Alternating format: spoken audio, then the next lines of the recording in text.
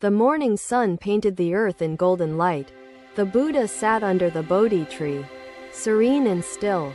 A disciple approached him, his face troubled, seeking wisdom to heal fractured relationships. "Master," he said, "I feel estranged." The Buddha gazed at him kindly, sensing the turmoil within the disciple's heart. "Sit," he said, "let us speak. Relationships are fragile," the Buddha began, "like lotus petals. Without care, they wither and scatter. Compassion sustains these connections." The disciple lowered his eyes and said, "I wish to mend these bonds. Yet I find resentment clouding my thoughts." The Buddha gestured to the flowing river nearby. "Observe the water. It flows freely, nourishing without bias or expectation. As the river sustains life, compassion sustains relationships," the Buddha continued. "But first, cultivate compassion within yourself." The disciple asked, "How does one nurture compassion?" "Master, how do we rid ourselves of anger and misunderstanding?" The Buddha recounted a past encounter. Two villagers quarreled over land, their anger a wildfire consuming their harmony. Approaching them, the Buddha said, "What value does this soil hold if division poisons the hearts that walk upon it?" I told them, "Plant seeds of love, understanding, and kindness in this earth. Only then will the soil yield peace." The disciple nodded thoughtfully. "What other practices shall guide me in cultivating compassion?" "Master, mindfulness is the path to compassion," the Buddha said. "Words can heal or harm. Speak as if planting seeds of kindness. Actions," the Buddha continued, "are mirrors of our thoughts. Let deeds reflect understanding and unity, not division." The disciple said, "I fear my anger colors my words and deeds. How can I overcome this?" "Master, anger is a passing storm," the Buddha replied. "Feel it, but do not become it. Let the storm pass." The disciple asked, "How shall I act when others hurt me? How does one remain compassionate even amidst pain?"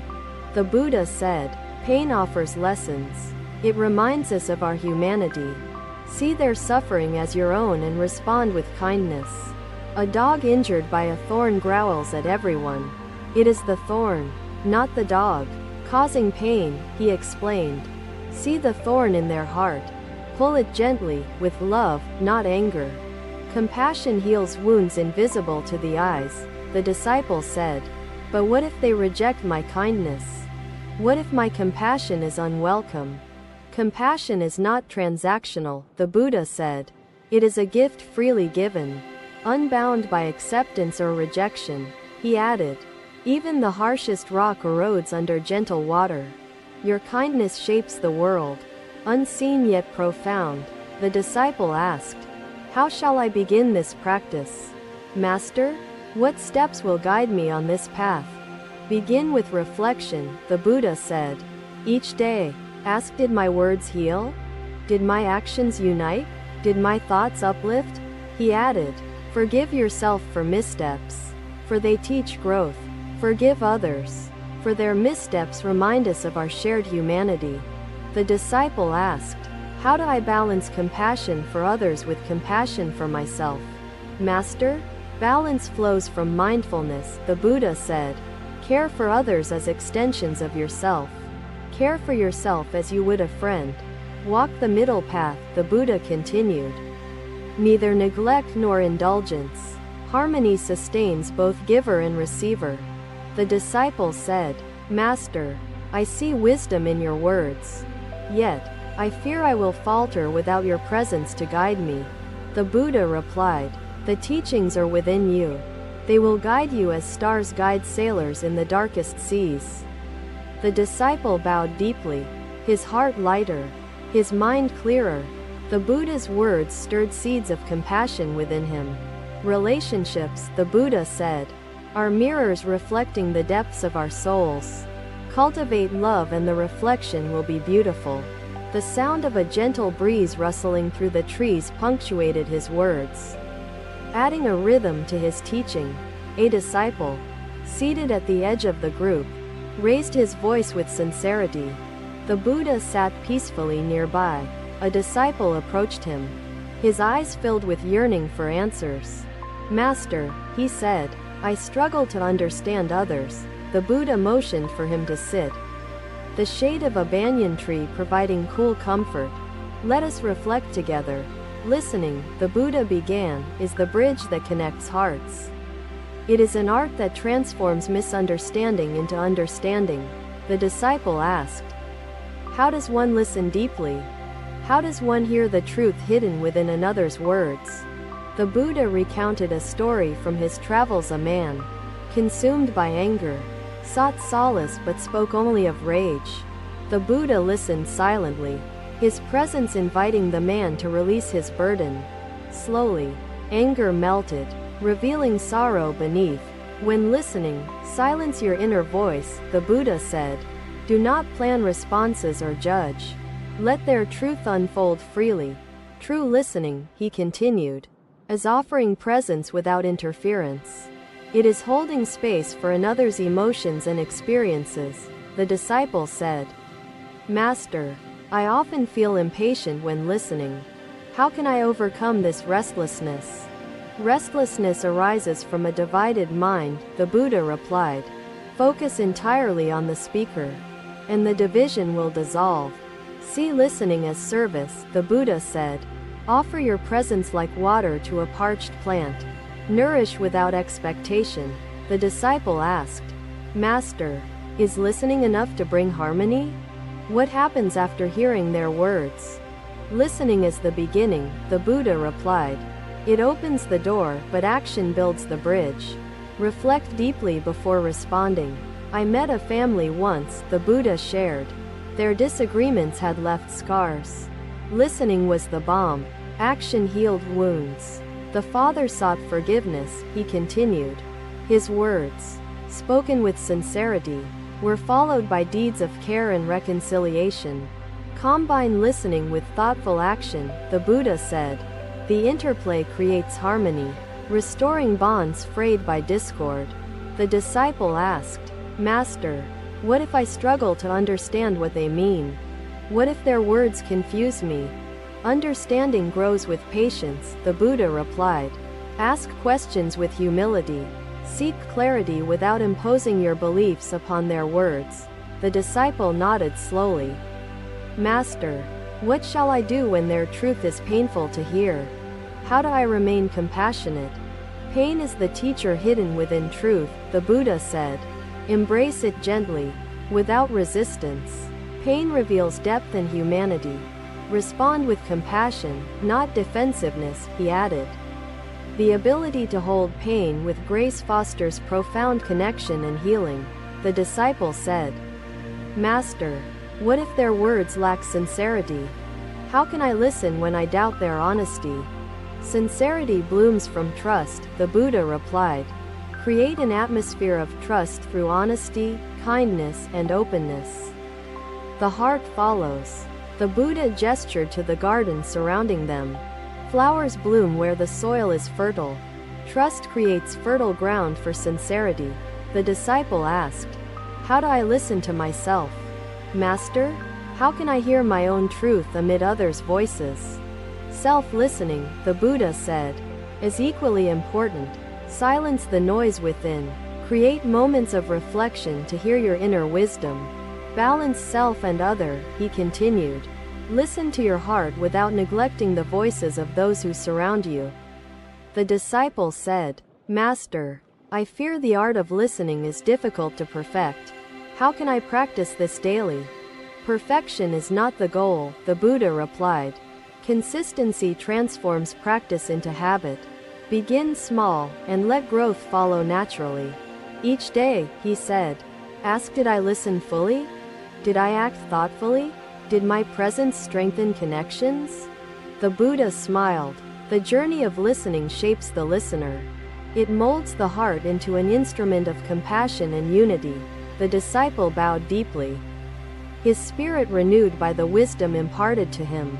The Buddha's words stirred seeds of mindfulness. The sun climbed higher, illuminating the path ahead.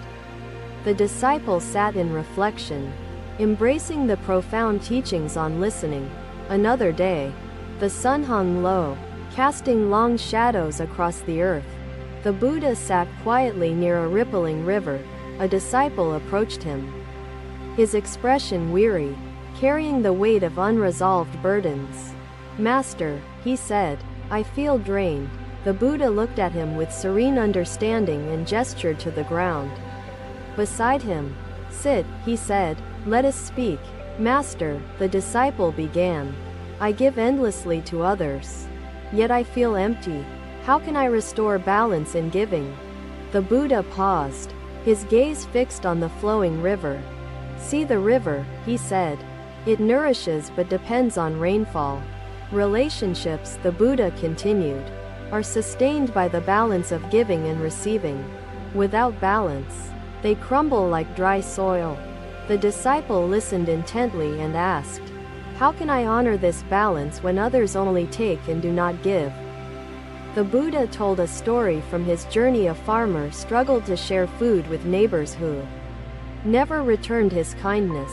One day, the farmer approached the Buddha, seeking wisdom to understand his role in this uneven exchange. The Buddha said to him, "Give with joy, not expectation. Joy replenishes what expectation depletes. Gratitude, seen or unseen, sustains all." "Master," the disciple asked, "but what if giving drains me? How do I care for others without neglecting myself?" The Buddha replied, "Self-care is not selfishness. It is the foundation upon which your giving stands strong and enduring. See the tree," the Buddha continued, gesturing to a nearby fig tree. "It bears fruit because its roots drink deeply. The tree does not apologize for nourishing itself," he said. "Its strength enables it to offer fruit to others." The disciple said, "Master, I understand giving and self-care. But how do I receive without feeling burdened by guilt?" "Receiving," the Buddha explained, "is an act of humility. It acknowledges interconnectedness and honors the giver's intention to support you." He added, "Gratitude is the bridge between giving and receiving. It turns the exchange into a sacred act of connection." The disciple asked, "Master, how do I know when I have achieved the right balance in my relationships?" The Buddha smiled and replied, "The heart knows balance by its lightness. The mind recognizes it through clarity and absence of strain. Test your balance daily," he said. Reflect: did I give with joy? Did I receive with gratitude? Did I rest? The disciple said, "Master, I fear my imbalance may harm others. How do I approach mending relationships already affected?" "Approach them with honesty," the Buddha advised. "Speak openly of your intentions to restore balance. Actions rooted in truth mend fractures." "Once, I met a merchant weighed down by guilt," the Buddha recounted. His wealth had strained relationships with his family. He offered more gifts, thinking they would heal wounds, he continued. But the wounds deepened as the gifts carried no sincerity. "I guided him," the Buddha said, "to share himself, not his wealth. His time, his love, and his presence mended the bonds." The disciple asked, "Master, how can I ensure my giving and receiving strengthen relationships instead of creating expectations?" "Mindfulness guards against expectations," the Buddha replied. "Give freely, unattached to outcomes. Receive humbly, unburdened by obligation." He added, "The gift and the act of receiving are complete in themselves. They need no further weight to validate them." The disciple said, "Master, I am grateful for your wisdom. Still, I fear I will falter without guidance on this path." The Buddha placed a hand on the disciple's shoulder and said, "The teachings are within you. Practice keeps them alive." He continued, "Each time you falter, reflect and recalibrate. Mistakes are not failures but reminders of the path you walk." The disciple bowed deeply, his heart lighter, his spirit renewed. He felt the harmony of the Buddha's teachings resonate within him. The sun dipped lower, casting warm light across the land. The disciple sat in reflection, embracing the lessons of balance. This flower depends upon countless conditions for its beauty and existence. It does not cling but simply thrives, he said. Thank you for watching. Buddha's teachings are always with you. Subscribe to our channel and we will see you in the next video.